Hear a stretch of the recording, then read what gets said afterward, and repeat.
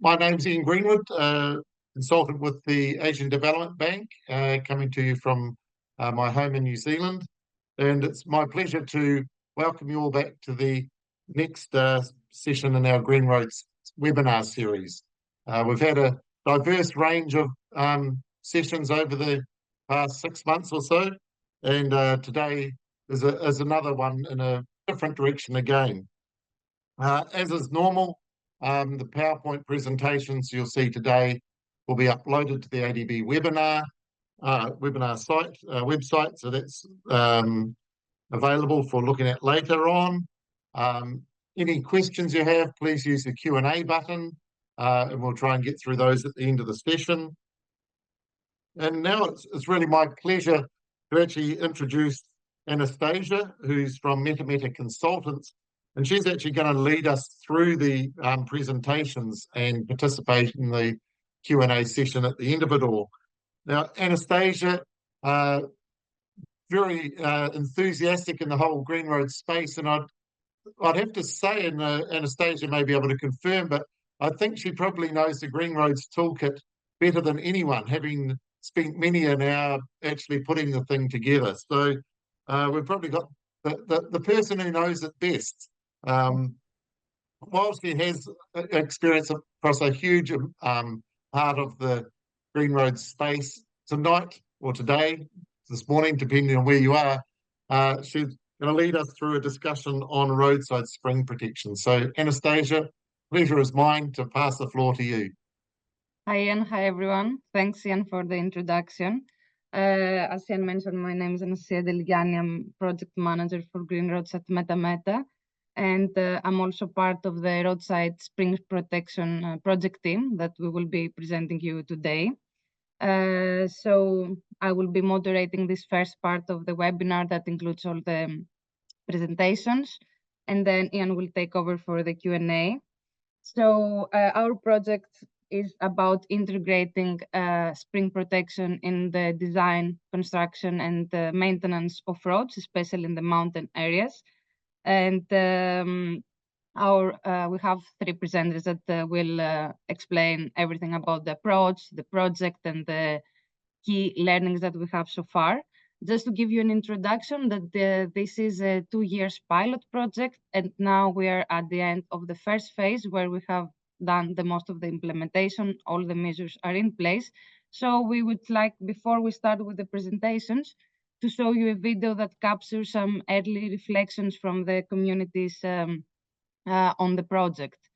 So let me share my screen for this, and then I will give the floor to the presenters.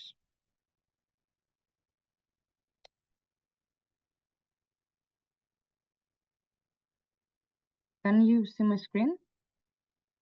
Yes, we can see. Great. I'm just playing the video.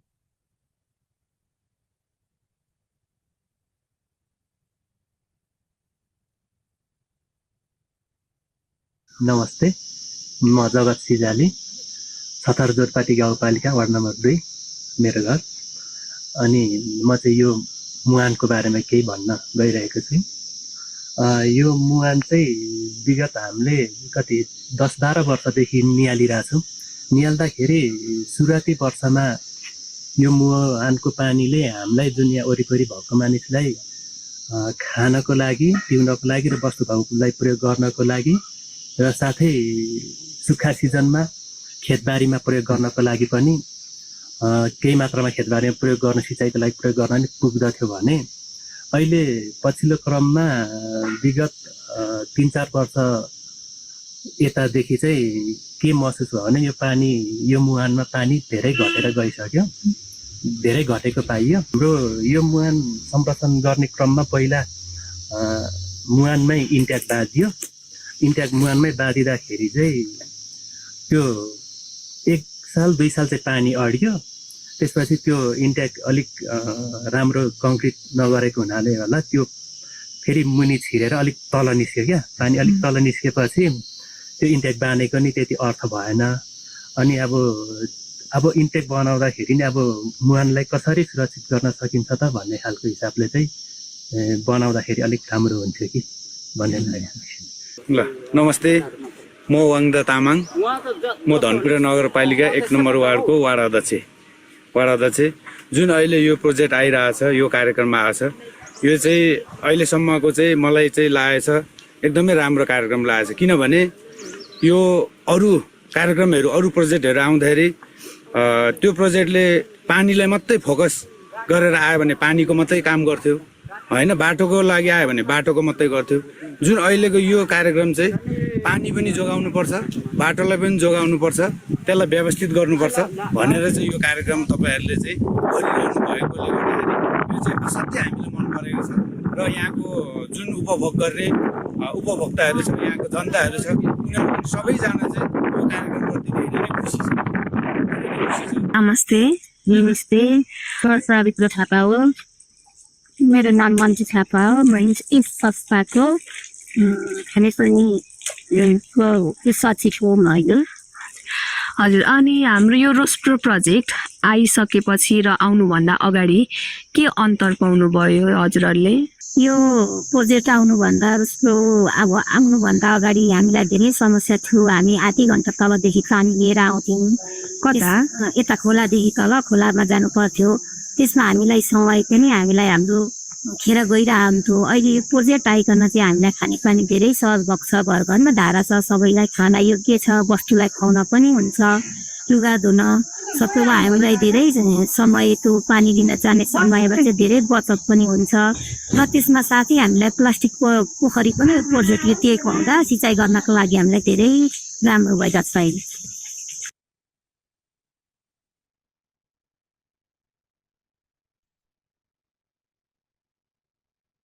Yes, now we will start with the presentations. So the first presenter is Seroz Yakame. Seroz has over 14 years of experience in the field of water resources management, watershed management, agriculture, rainwater harvesting, and climate change. And Seroz, he's the country manager for Nepal at Meta, and he will present you the first part of the presentations, which include an introduction to the roadside spring protection approach and about our ongoing project. Seroz, the floor is yours. Yeah, thank you, Anastasia, for the introduction. Let me first share my screen and then get start.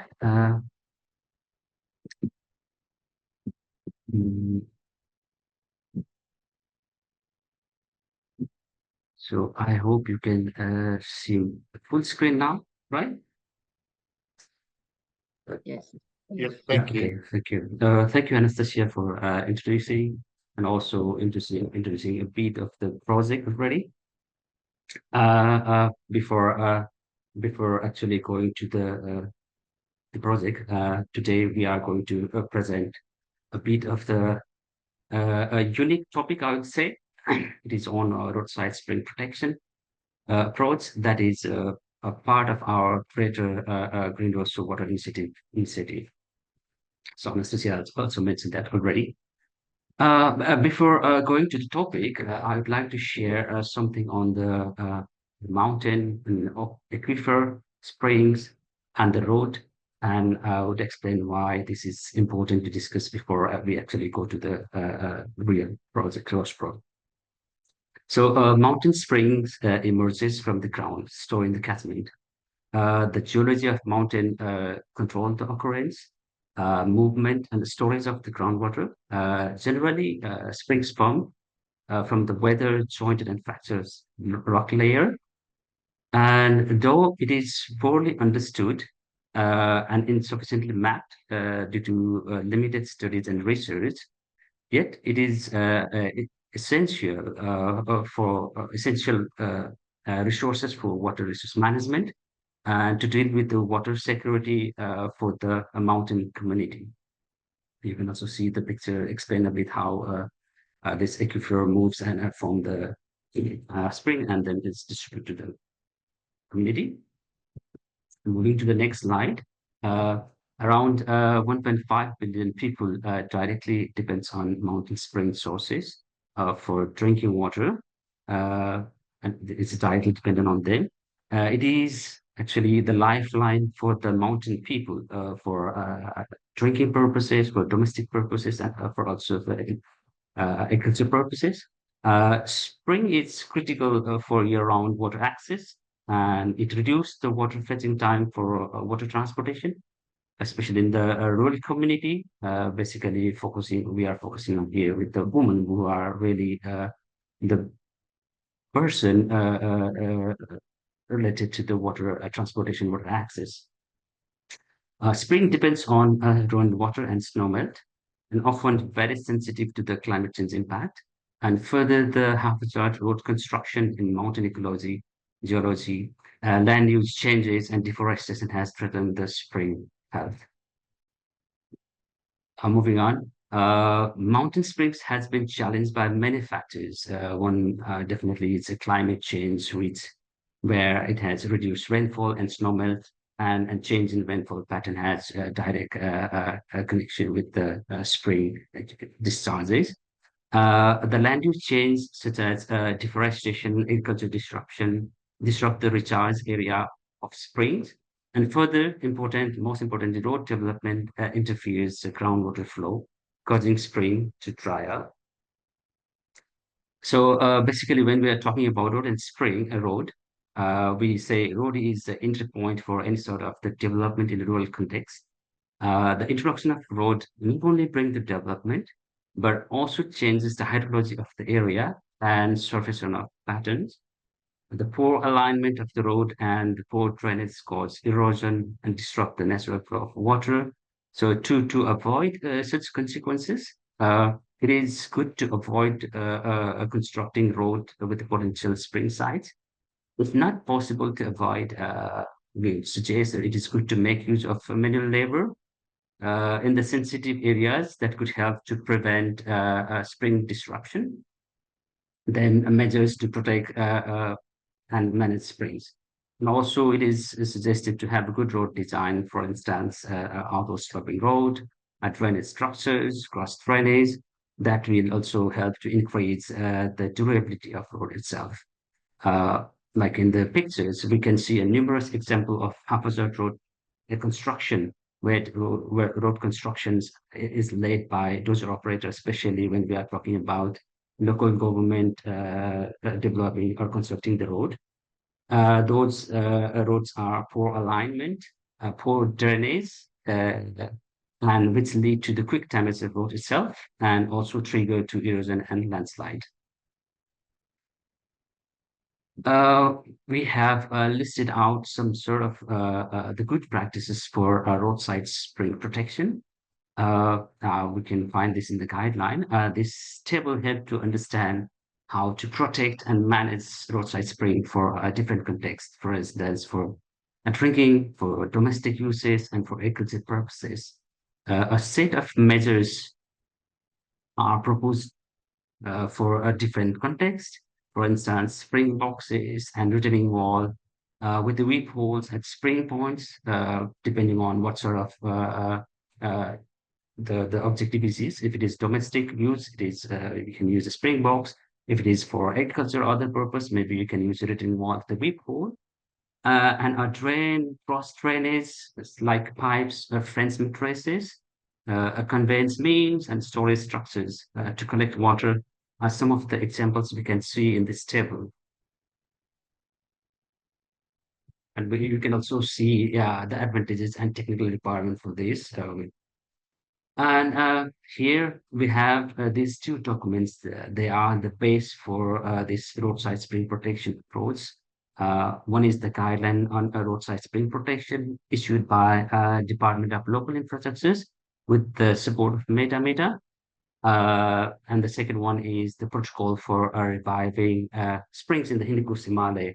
This is actually a practitioner manual issued, produced by the ICMOD. So we try to pilot these two documents, measures included in this document in our RoSPro project. So now going to the RoSPro projects and the key learning we have learned within the time frame. So I also Anastasia briefed a bit about the RoSPro already, but yeah, of course, I will also try to incorporate some of the things she has not shared here. So the project location is Dankuta Municipality and Sajurpati Rural Municipality. Actually, we try to pilot this in Nibuatankor Rural Municipality, Nibuatankor Watershed Management, where Dankuta Municipality and part of Sajurpati lies. And the partners are Meta, Future Water, and Easy Mode. And we have a beneficiary, definitely the municipality, and the Department of Local Infrastructure is also a beneficiary here, because we have tried to develop this pilot together with Department of Local Infrastructure. And this project is funded by Netherlands Enterprises Agency through the Partners for Water program. So actually, what we see in the context is over 10 million people living in the hilly and mountainous region of Nepal depends on springs, either it's for drinking water or domestic use or agricultural purposes. And the studies also shows that more than 30% of springs are estimated to have dried up in the last 15 years. Major reason being climate change and infrastructure development, such as road network disrupting hill and mountain slopes. There are many incidences where springs either show off or damage or disrupt during the road construction.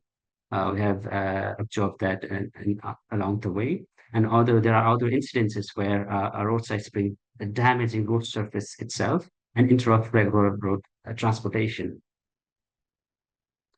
As a solution, we propose a systematic connection between road development and spring protection by combining all the existing knowledge and experience, beneficiaries, local stakeholders, and consortium partners, with the expectation that such intervention will increase the water availability and road durability and generate the evidence of broader impact of roadside spring protection. Sorry. For this, we have developed a 5-phase, divide the process in 5 phases. First being co-identification. Definitely, we will be describing these steps in a later stage. The co-identification of roadside springs, followed by co-design of roadside spring intervention. The third phase is implementation of roadside springs measures, followed by monitoring impact of intervention and cost benefit analysis. And the last part being the developing the digital twins. Now, of course, we have also put the timeline for each phase. We are now in implementation and monitoring phase of the project. So during this phase, during the co-identification phase, we identified 4 pilot sites in those 2 municipalities, 2 pilot sites in each municipality. This was done together with the municipality and participation of local communities. Later, after identification of the 4 pilot sites, we did a hydrogeological mapping and a recharge area identification of springs in 4 pilot sites. Followed by, at the same time, and parallelly, we also did a socioeconomic survey where we did focus group discussion, a discussion where we did that together with community of different age group and gender. It's followed by household survey regarding mountain spring sources, utilization and management in foresight of Nankuta. So interesting thing is we have some findings from the co-identification stage. During the hydrogeological survey, we found out that a decline spring health in spring due to road construction, human activities, and lack of conservation measures. Further, we found that a significant link between road construction and spring health that is affecting the water quality for drinking water. And we also figure out there's the need for conservation measures to sustain mountain aquifer and protect vital water resources for community. So then from socioeconomic survey, we found out that the spring discharge has decreased by 25 to 50% over last 10 years. and 31% of respondents shifting to alternate water sources. So in total, we did a household survey with 55 households, and 89% of the household respondents rely on spring water. And we also found out that there's insufficient water for irrigation, affecting its productivity in this scenario. The second stage is a co-design, the co-design phase. During the design process, we work closely. During this process, we work closely with municipality and local communities, especially with the user committee, with the local committee, especially with the user committee and monitoring committee. We actually formed a user committee and monitoring committee for this purpose. In each pilot site, they are also in charge of providing feedback, implementing the project, and monitoring the project during the process. During this co-design phase, we provide training to engineers, sub-engineers from municipality on spring protection, and introduce all possible measures to protect and use roadside springs. We also provide on-site training on recharge measures.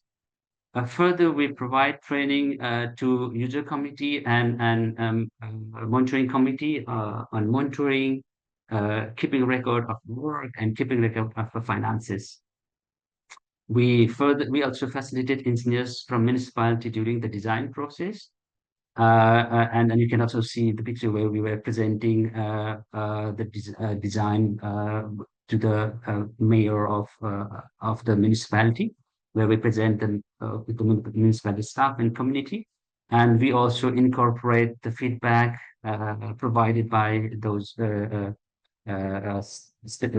people from municipality and community into the design process. Here in the slide, you can see some of the outcome of the co-design process for all the 4 pilot sites, where we come up with a different solution for each pilot site, depending on the context, depending on the demand requirement of the area. We come up with a different solution. For instance, measures like spring box for spring source protection, water collection, intervention measures like trenches and ponds in the spring recharge area, measures to convey, store, and distribute water for drinking and agriculture uses.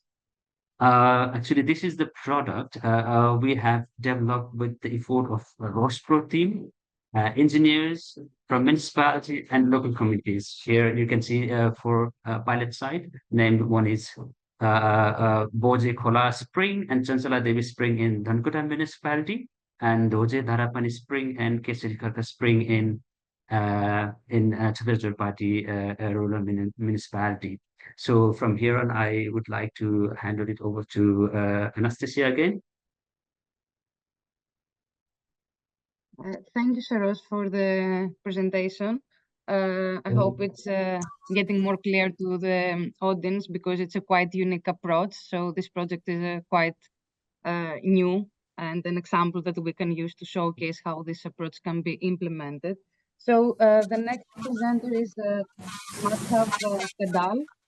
Madhav Kadal is a watershed and springside specialist at Isimod, and he's mainly working on ecosystem and landscape restoration.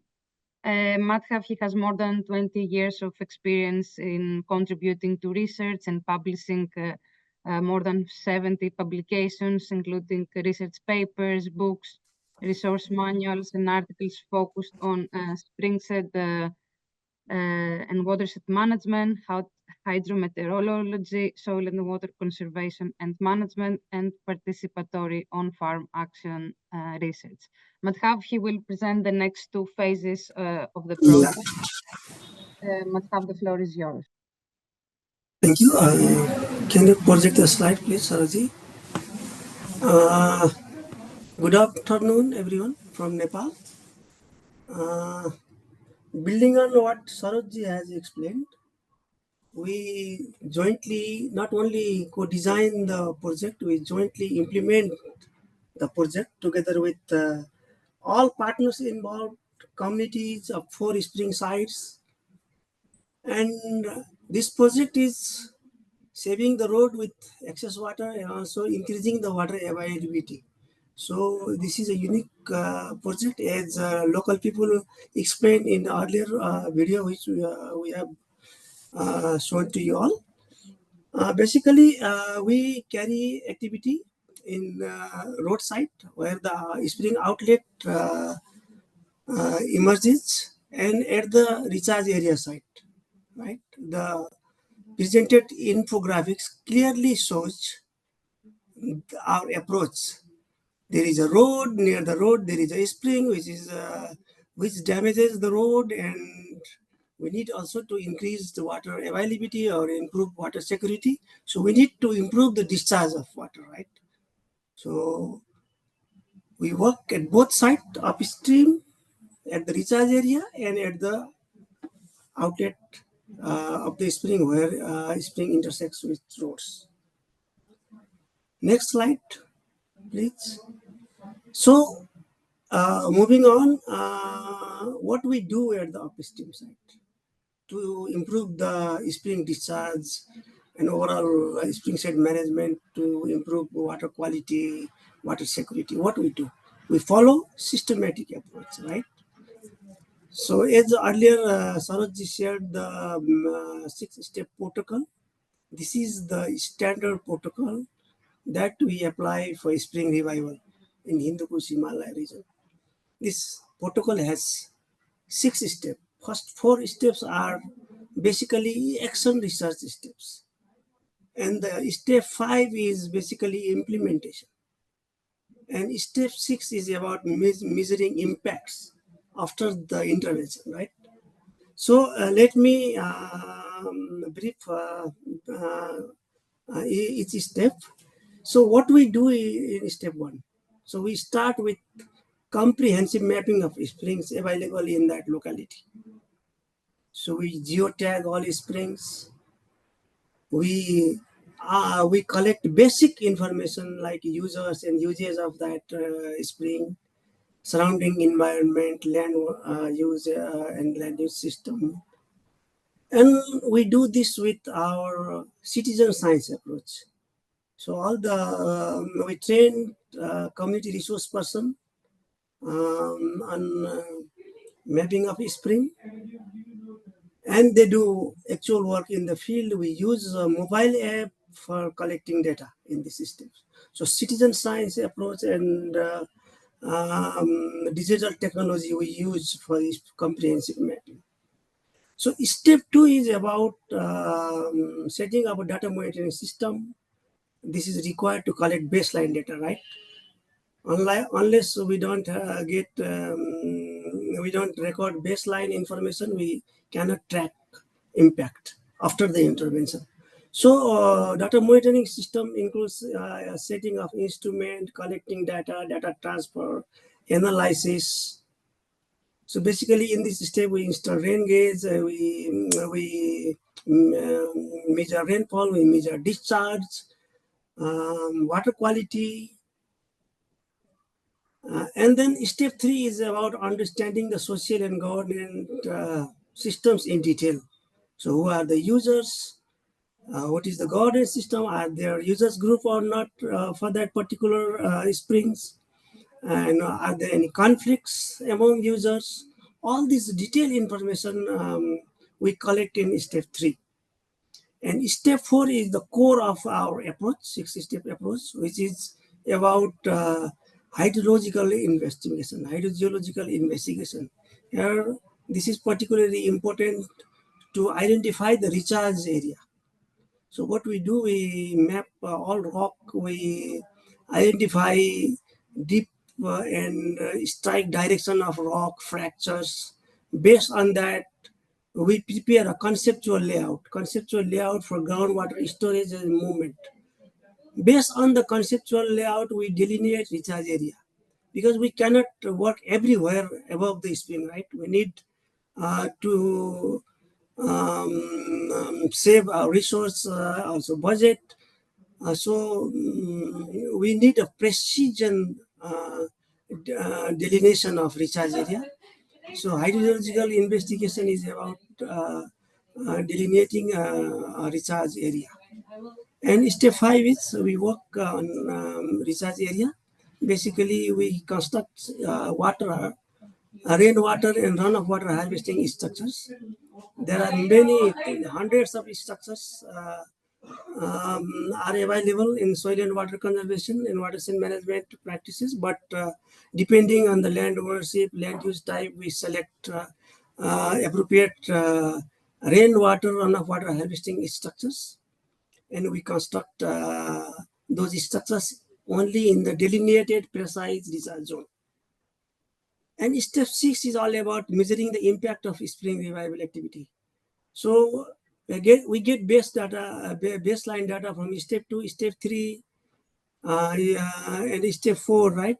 And after step 5 is intervention, and after intervention we get similar data. So before and after baseline and inline data gives us the impact in terms of water quality improvement, water quantity improvement, social benefits, and other core benefits such as biodiversity benefits and climate actions, climate benefits. So these are the standard procedures. Let's move to next slide, Sarojji. So these are the examples, some of the examples. We work at outlet of the spring site. Basically, these are the structures to safely drain the water, and the construction of the water storage and to distribute water for the communities for their beneficial use. So these are the structures that we have designed in 4 sites of 2 municipalities in Dankuta. Next slide. And these are the activities we do in the recharge area. After identification of recharge area, applying hydrogeological investigation, these are the rainwater, runoff water harvesting structures. So in all sites, we have constructed more than 2,000 trenches. They are called staggered trenches. And in these are the communal land.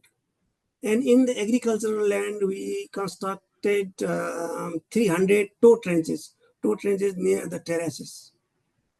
And we have constructed 4 ponds in the recharge area.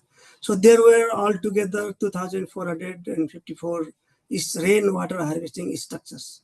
Hoping that these structures harvest good amount of rainfall, which then goes into the ground and emerges from the spring outlets.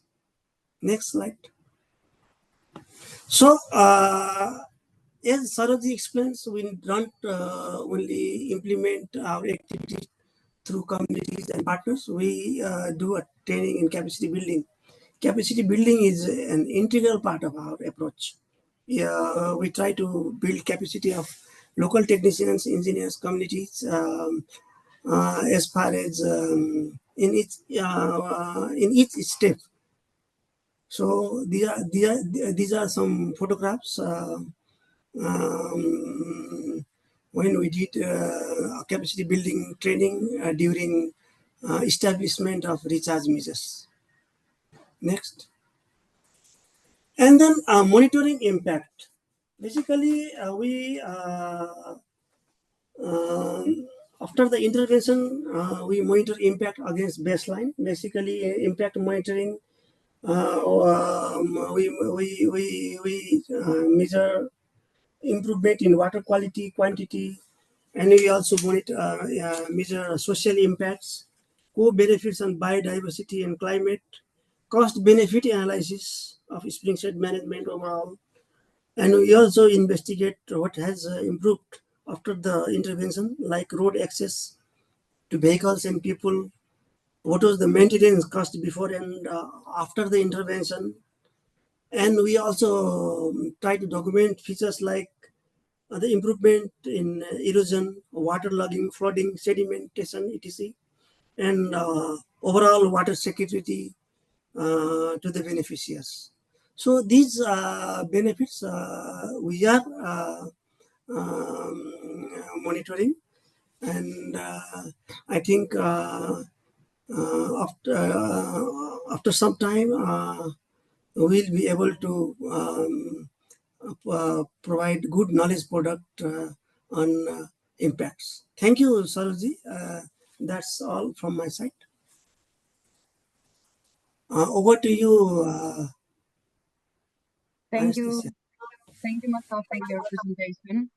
Yeah. Yes, as Matt mentioned, we are now at the end of the implementation phase, and we are now busy with monitoring the impact. So now we move to the next presentation from Sonu Kanal.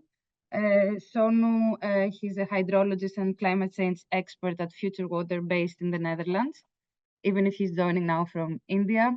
Sonu, he has 13 years of experience in providing technical leadership for projects related to water, food, energy, climate vulnerability and risk assessment, climate finance, adaptation, resilience to climate change, and water, energy, food nexus. Sonu, he will be presenting the last phase of the project that it's still now we're in progress.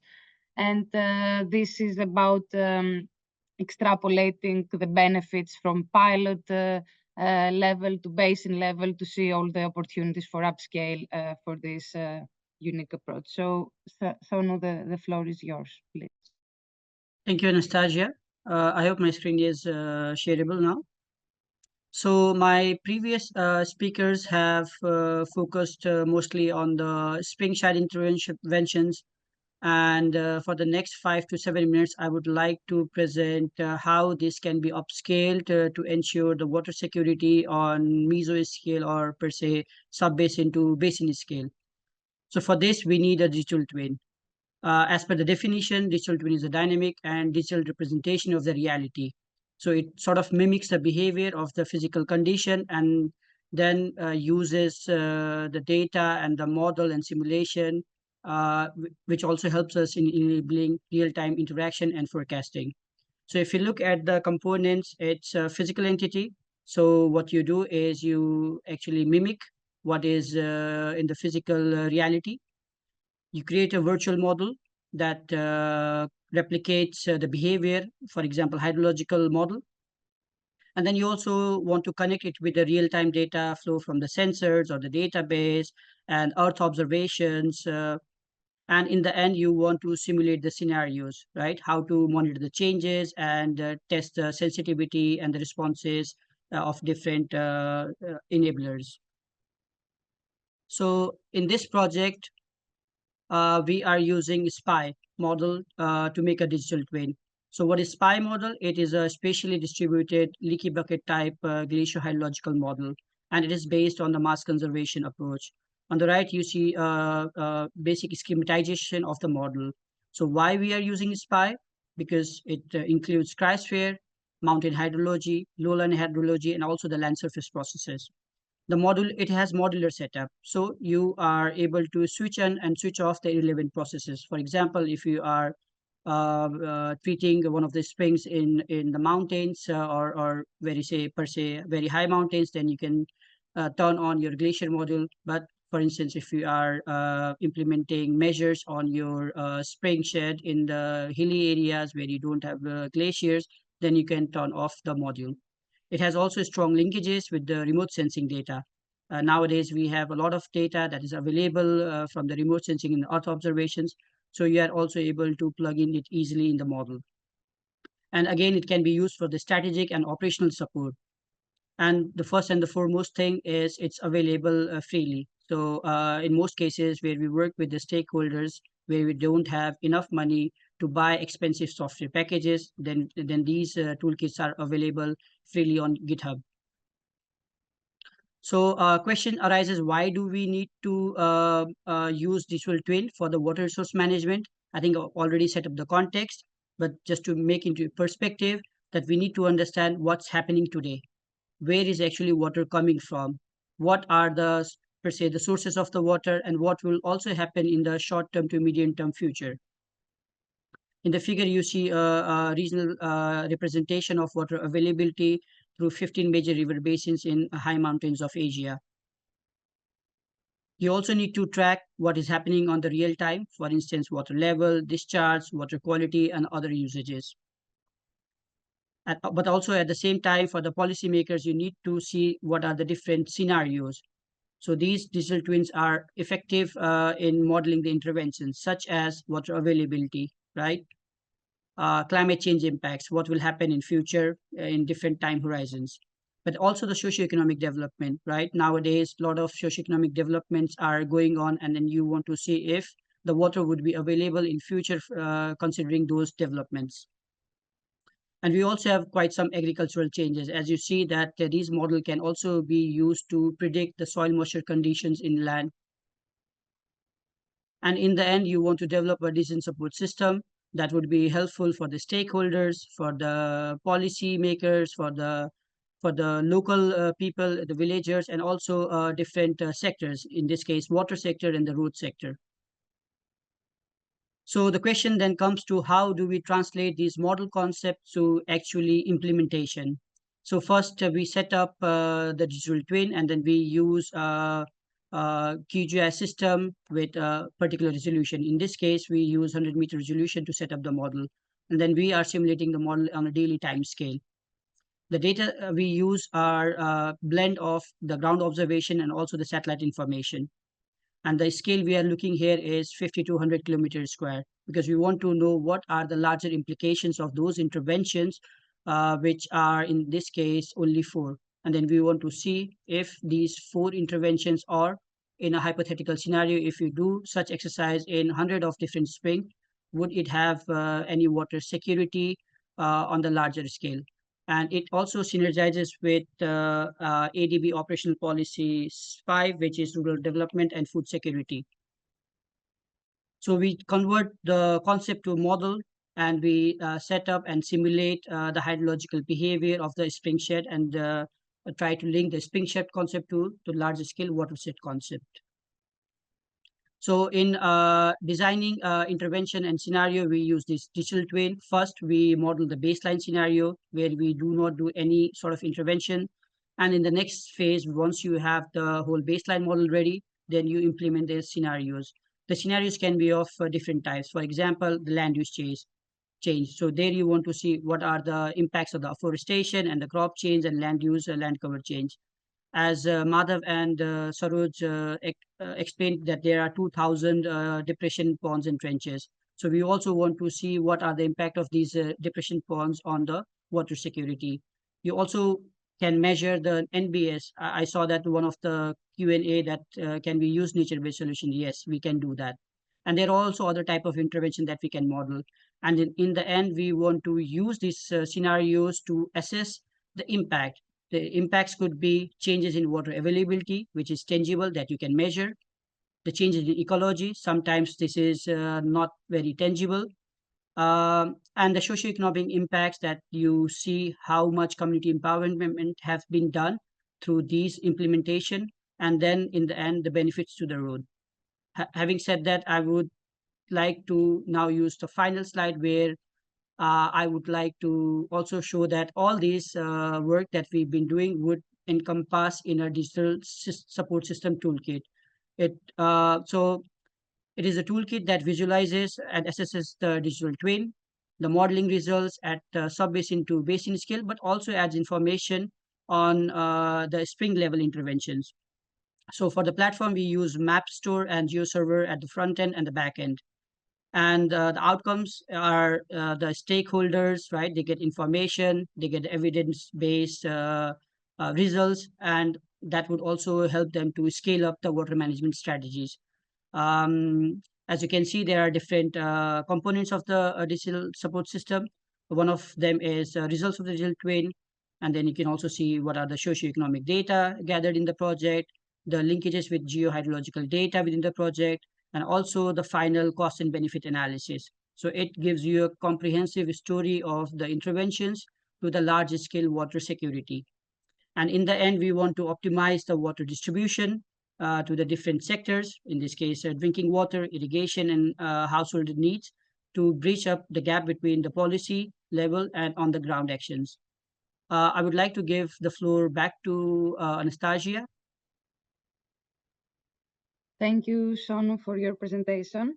Because we're running a bit out of time, we are moving to the last presentation, which is a presentation again by Saros Yakami on the upscale opportunities that we have already identified with the RoSPro project. So Saros will present this last short part and then we can move to the Q&A. Saros, the floor is yours.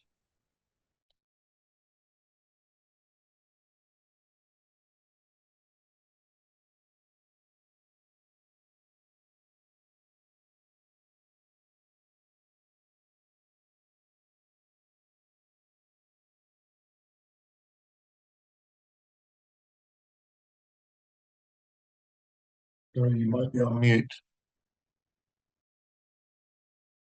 Oh, sorry. Yeah, maybe you can hear me now. Thank you, Madhav and Sonu, for the remaining part presenting. Yeah, from here on, we will be presenting some sort of scaling and some sort of learning from the project so far. Is it moving? Oh, yeah, okay. Yeah, we have, for now, we have completed the implementation phase. That's phase third. We are now in the 17th month. We are now. Within this time, we have learned something that we think it's good to share among you.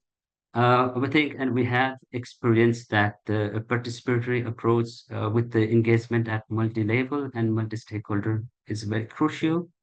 It helps in leveraging partnership and network, whether it's either locally, nationally, and globally. Further, we see that the capacity building not only as a standalone measure, but integrated with co-design approach could bring the positive outcome. Further, we are also happy to share the factor of success until this stage of the project. The municipal engagement and municipal and community engagement and support and contribution are the key to the success. Here in the project, the community has contributed 10% of the project budget, implementation budget, through in-kind support, while the local government and municipalities have allocated budget for the next year implementation and management of the structures. Additionally, the local government are in the process to replicate the RoSPro approach. There was also one example where the municipalities through ISIMOD program welcomed a few other municipalities to visit those project areas, and they were also very interested to implement those RoSPro project in their areas, but they seek support from us, definitely. So another important factor is the additional fund allocated by ISIMOD to incorporate the measure for spring recharge to revive the selected spring. And those Madhavji has shared, those trenches and ponds, those are all the fund allocated by ISIMOD budget, separate from the project budget. Yeah, another one is the aspect we try to incorporate the RoSPro as a part of the ADB Green Road Toolkit. The Green Road Toolkit was launched by ADB in May of this year. And this tool recognizes RoSPro approach as one of the best practice among 150 other best green road practices for sustainable road construction. This indicates the inclusion of RoSPro approach in the roads project, aligned with the ADB's Green Road approach, have access to green funding from ADB and other multilateral banks. There are several advantages of inclusion of the tools. Inclusion of the toolkit enhance exposure and encourage wider adoption in the region facing similar challenges. Further, a comprehensive assessment and cost analysis will emphasize RoSPro's value, positioning it as a cost-effective choice for ADB's funding project. This will help in a consortium service for RoSPro implementation by providing technical support for adopting RoSPro at local, national, and regional level, ensuring successful and scalable outcome.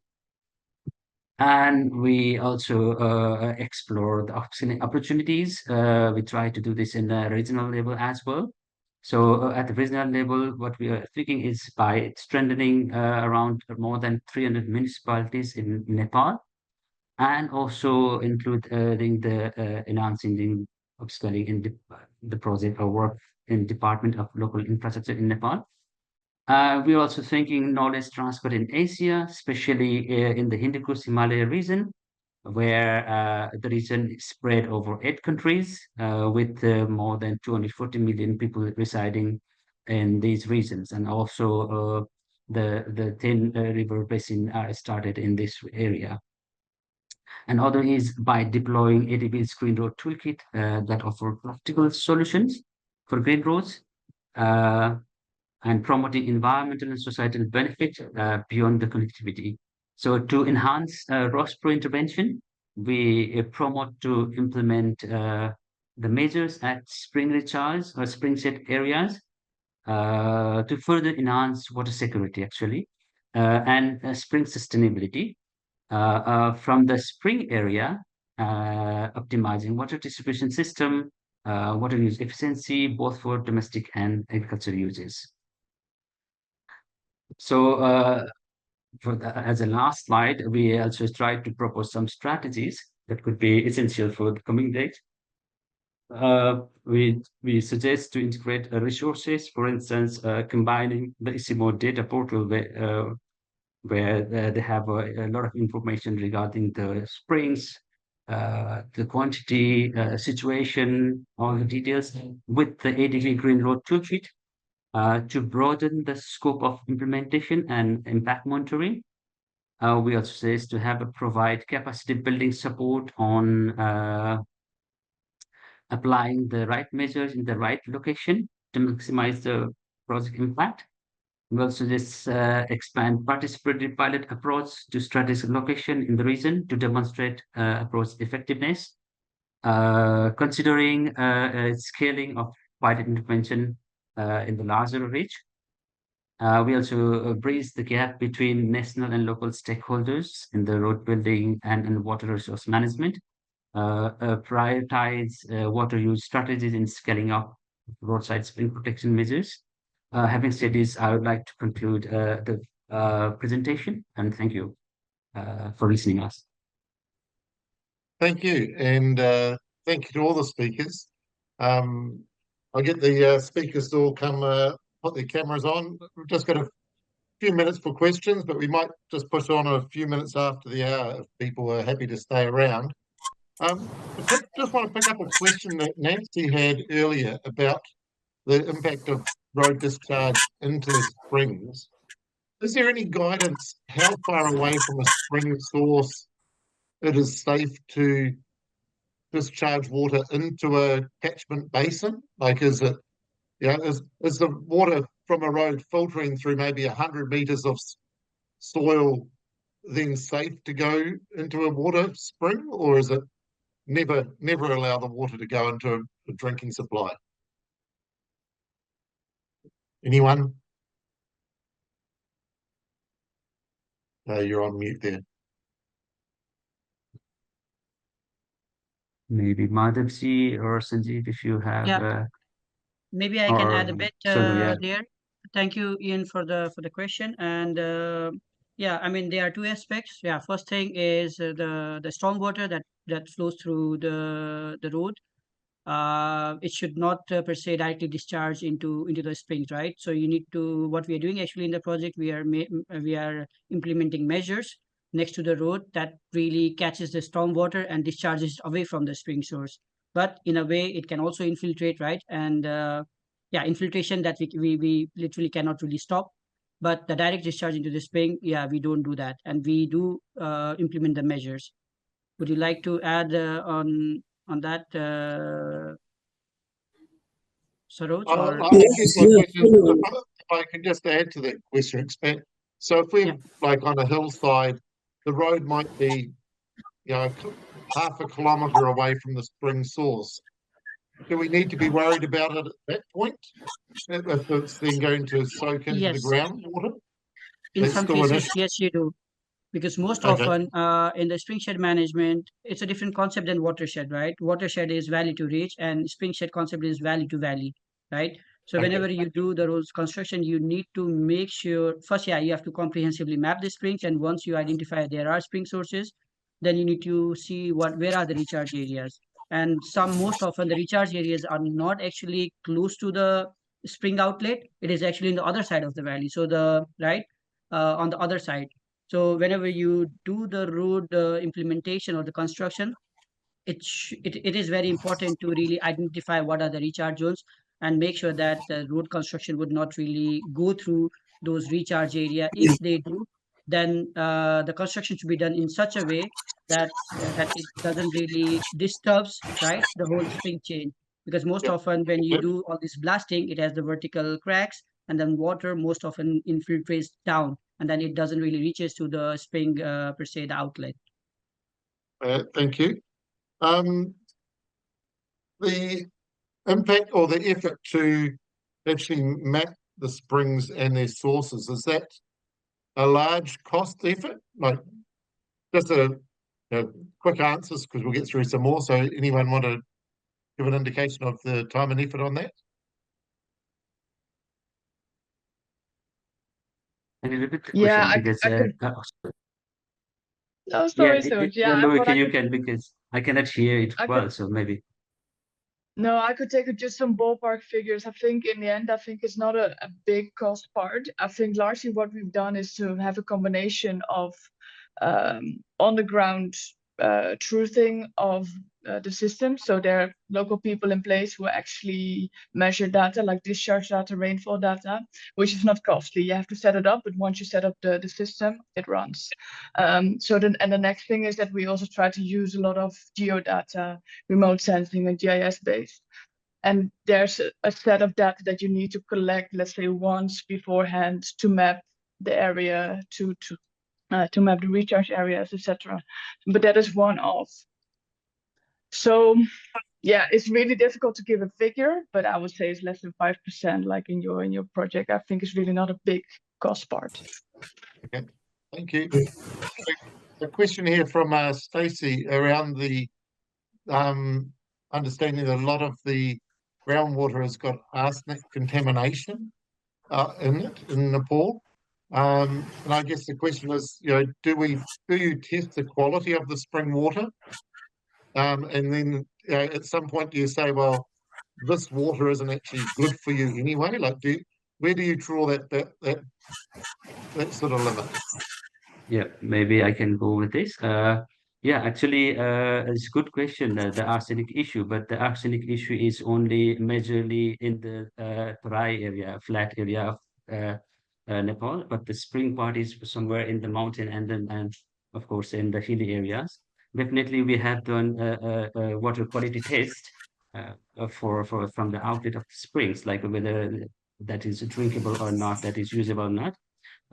We didn't find any sort of contamination in those waters, specifically, except in one context where we find a few E. coli, because the spring was very near to the settlement area. Apart from that, there is no issue with water quality. Okay. And we thank you. are still thinking of doing one more test after the implementation. So we will see it is still the issue, or do we need to take care of that? Yeah. Lovely, thank you. The maintenance requirements versus capability and funds to keep things going into the future. Is there any maintenance plan that you give the communities, or I suspect many of these communities know well how to look after a spring, but when we give them something, is there any plan of what's required? I will take this, and maybe my colleague can also add on later. So for the maintenance stuff, we have also explained to the community that they could also raise some sort of amount already. But in between, we have also talked with the municipality to take, like if there is a major damages in the measures we have implemented, the municipality could also take a lead, and also they also had already segregated some sort of amount within the municipality for the maintenance as a maintenance fund. But in between, we are also in the line to discuss with community to have some sort of deposit or money rates for the facility they are having, and put that there into account, so that in the future they can take care of it if there are a minimal amount of expenses they can. Otherwise, they can the municipality can take care of it. Okay, thank you. There's a question there from Ali right at the start. Can we consider this project as a nature-based solution? Anyone? Anastasia, you haven't said anything for a moment. Do you want to jump in, or you want to pass to something? I think Sanjeev wants to answer. Okay, Sanjeev wants to answer. Yeah, I think that's a very good question, because now we are promoting or scaling spring shed management as a nature-based solution, not just for addressing the societal challenge of water insecurity, but also trying to see how it brings biodiversity co-benefits. Now, by better management of the recharge areas, which is the spring shed areas also, we are seeing that the biodiversity is also enhanced through better land and water management practices. So, and secondly, we are also now trying to see that all the water is not entirely used for the people. Part of it, of the springs, is also left for the ecosystems and the biodiversity of that place. So it is a nature-based solution, and given that we actually build on the natural process of recharge and then discharge hydrogeology, so it is in line with the principles of how nature actually works in terms of spring flows. So yes, but there is a lot more to do in terms of NBS, because there are a lot of other criteria to define what is NBS, which could be around scaling, adaptive, and those are also something we are now working on to see that the 8 NBS criteria globally defined are also integrated into our approaches to scaling spring shed management. Yeah, Okay, thank you. lovely, thank you. In addition to that, we are also updating the 6-step protocol, integrating nature-based solution. And the indigenous knowledge systems in terms of that. Okay, lovely, thank you. But it's consistent with Nepal has long been a bit of a leader in your, I guess, nature-based retaining of earth walls, and different things like that. So it's good to see you continuing to lead in, more of that space. A comment here from Gordon and Gordon Keller. Thanks for still being awake for us, Gordon. Thinking of engineering design for spring development, gravel or geotextile filters incorporated at all into the designs? Is there any sort of filtering of that nature, or do you very much just take the water and let it flow?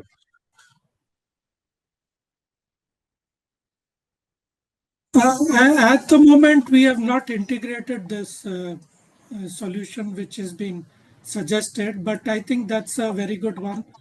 We might look into this option also. But at the moment, I think we have not integrated that. We have designed very simple earthen design, No, not integrating geotextile or gravel. But I think for landslips and along the roads and all, this would really be a good option for the look into. No, I'm actually, reminded of maybe the maybe I can add, like, for one of the spring area, we have actually thought of using this French mattresses where we can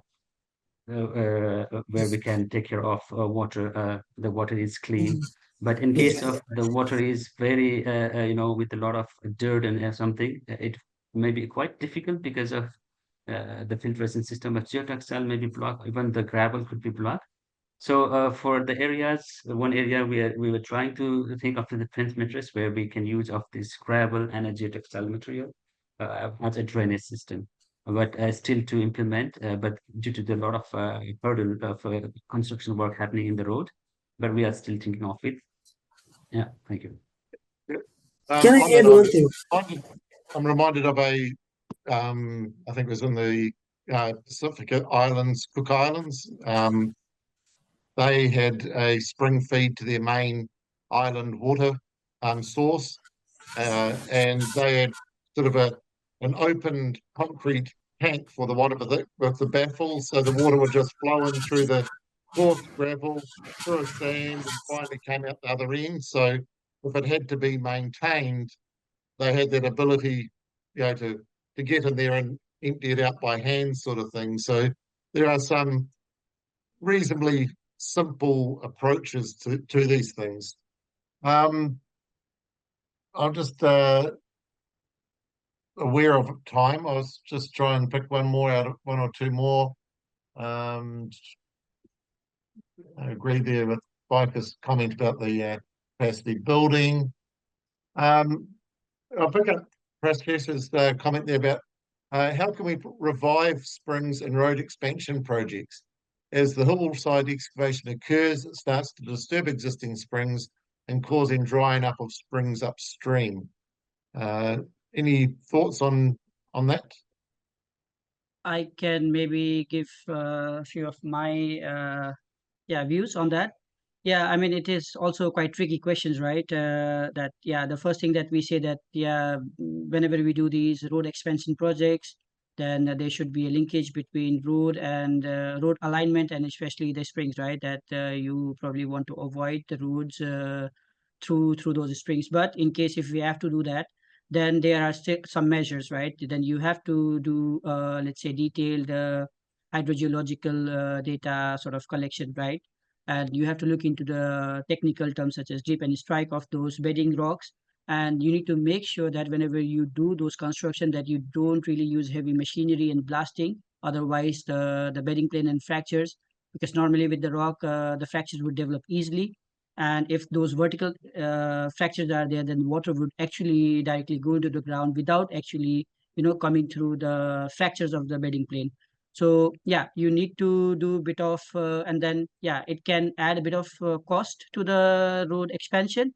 But yeah, if you look at the scale of the magnitude, what goes into the road expansion compared to, right, as Ludwig also mentioned, what goes into this work, right? It's quite less. So yeah, my answer would be no and yes. Okay. And Yeah. one final question. Just like, have you now got good example contract clauses to include into future contracts of how this work should come into road construction projects? Like, have we now at that point where you've got the guides, different things, but is there like a standard wording that you go, here, you've got to do this task at this point, and here's the contract? So does that now exist? Saji, or shall I do that? Yeah, I can take over. Okay. I think like now through this project is the first time that we try to implement this approach in a real project. So we try to capture all the learnings and, capture the process, who does what, when, and so on. So after the end of the project, we'll be able to have a proper protocol or methodology on how to approach this issue, and when you indeed have to build a road on that landscape with springs and these interactions, then we can have a set of measures that can be implemented to protect the road and also protect the spring. So as you show in the presentation, for each spring site, we have a different set of measures, but the process is the same, by establishing a water user committee, having like a team of from the different stakeholders, from municipalities to communities, and going through all the phases together, from identifying the springs, designing the measures, implementing the measures, and so on. So maybe other colleagues will have more to add, but the idea is to have a methodology to be ready to be incorporated in road projects to protect the springs. And also we expect now that, when, as my colleagues mentioned, we're now busy with monitoring the results and the impact. So when we have the big picture and like the big figures ready, we will be sure to incorporate them in the toolkit. So whenever other project officers think that this approach is relevant, then they can see also more information about how to do it and how much it will cost and what the benefits will be. Lovely. Yeah. I will bring us to a close at that point. We are sort of getting beyond the hour, but I'd just like to thank all the participants for the questions and thank all the speakers for the answers, but also for the presentations themselves. So thank you, everyone. And we'll be back in another 2 weeks. We'll get the information out on that as soon as we can. So thank you, presenters, and have a good day, everyone. And may all your Thank you. Have a springs nice day. be Bye-bye. Nice. Bye-bye. clean. Thank you.